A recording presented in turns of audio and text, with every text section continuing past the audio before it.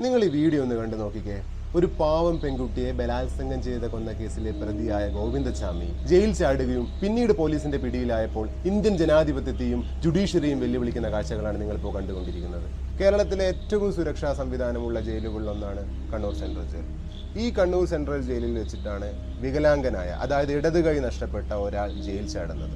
2011 ഫെബ്രുവരി മാസം നമുക്ക് ആർക്കും മറക്കാൻ പറ്റാത്തൊരു ദിനമായിരുന്നു. എറണാകുളം ഷൊർണൂർ യാത്രാ തീവണ്ടിയിൽ യാത്ര ചെയ്യുകയായിരുന്ന സൗമ്യ എന്ന പെൺകുട്ടിയെ വള്ളത്തോൾ നഗർ റെയിൽവേ സ്റ്റേഷന് അടുത്ത് വെച്ച് ട്രെയിനിൽ നിന്ന് തള്ളിയിട്ട് അതിക്രൂരമായി ബലാത്സംഗം ചെയ്ത് കൊലപ്പെടുത്തി കോടതി മരണശിക്ഷ വിധിച്ച ഗോവിന്ദചാമിക്ക് പിന്നീട് സുപ്രീം കോടതി ശിക്ഷാ ഇളവ് നൽകി ജീവപര്യന്തമാക്കി ചുരുക്കുകയായിരുന്നു. ഈ ശിക്ഷ അനുഭവിക്കുന്നതിനിടയിലാണ് ഇയാൾ ജയിൽ ചാടിയത്. വൈകാതെ പിടിക്കപ്പെട്ടെങ്കിലും എല്ലാവരും ഞെട്ടിച്ചത് ഇയാൾ എങ്ങനെ ജയിൽ ചാടി എന്നുള്ളതായിരുന്നു. കേരള പോലീസിന് കൊടുത്ത മൊഴി കേട്ടപ്പോൾ കേരളത്തിലെ ജനങ്ങൾ മൂക്കത്ത് വിരൽ വെച്ചുപോയി. എന്നാൽ നമ്മളൊക്കെ മനസ്സിലാക്കേണ്ട ഒരു കാര്യം, ഒരു തടവുകാരനായ ഇയാൾ 6 മാസത്തെ ഒരു പ്ലാനോട് കൂടിയിട്ടായിരുന്നു, ഒരു കൃത്യമായ രീതിയിലുള്ള ഒരു പ്ലാനോട് കൂടിയിട്ടായിരുന്നു അദ്ദേഹം അത്രയും കാലം ജയിലിനുള്ളിൽ ജീവിച്ചിരുന്നത്. ജയിലിലെ അഴികൾ മുറിക്കുവാൻ വേണ്ടി പാചകക്കാരിൽ നിന്ന് ആക്സോ ബ്ലേഡ് കരസ്ഥമാക്കുന്നു. ഈ അഴികൾ തുരുമ്പിക്കുവാൻ വേണ്ടി ഉപ്പ് വിതറുന്നു. ഈ പ്രവൃത്തി, അതായത് ഉപ്പ് വിതറുന്ന കാര്യം, കൃത്യമായ രീതിയിൽ 6 മാസം ഇയാൾ തുടർന്നുകൊണ്ടിരുന്നു. ആർക്കും സംശയം തോന്നാതിരിക്കാൻ വേണ്ടി നല്ല മഴയുള്ള ദിവസങ്ങളിൽ മാത്രം രാത്രി ആക്സോ ബ്ലേഡ് ഉപയോഗിച്ച് ഇയാൾ അഴികൾ കട്ട് ചെയ്യാൻ തുടങ്ങി. അഴികൾക്കുള്ളിലൂടെ അനായാസം ശരീരം പുറത്തു കടക്കാൻ വേണ്ടി അരിഭക്ഷണം കഴിക്കാൻ ബുദ്ധിമുട്ടുണ്ടെന്ന് പറഞ്ഞുകൊണ്ട് ജയിൽ ഡോക്ടറിൽ നിന്നും വ്യാജേന ചപ്പാത്തി മാത്രം കഴിക്കാനുള്ള സർട്ടിഫിക്കറ്റ് അല്ലെങ്കിൽ ഒരു അനുമതി നേടുന്നു.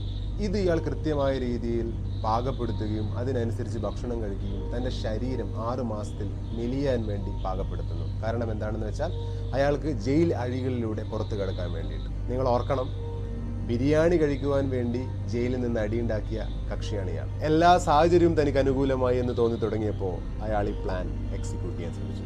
ഒരു ഇംഗ്ലീഷ് ഫിലിമിനെ വെല്ലുവിളിക്കുന്ന പോലെ, അതായത് ദ ഗ്രേറ്റ് എസ്കേപ്പ് എന്നൊക്കെ പറയുന്ന ഫിലിമിലെ പോലെ കൃത്യമായ രീതിയിൽ ഒരു ഹോളിവുഡ് സ്റ്റൈലിനെ വെല്ലുവിളിക്കുന്ന രീതിയിൽ ഗോവിന്ദചാമി രക്ഷപ്പെടാൻ ശ്രമിക്കുന്നു.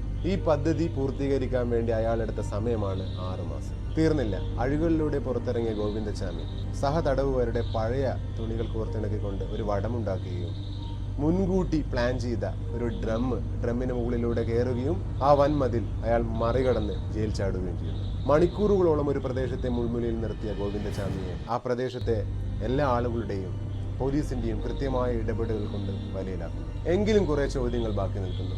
ഗോവിന്ദചാമി എന്ന കൊടും കുറ്റവാളിക്ക് വധശിക്ഷ നൽകിയ തൃശൂർ അതിവേഗ കോടതിയുടെ വിധിക്കെതിരെ ഗോവിന്ദചാമി നൽകിയ ഹർജിയിലാണ് ബഹുമാനപ്പെട്ട സുപ്രീം കോടതി ബെഞ്ചിന്റെ വിധി വരുന്നത്.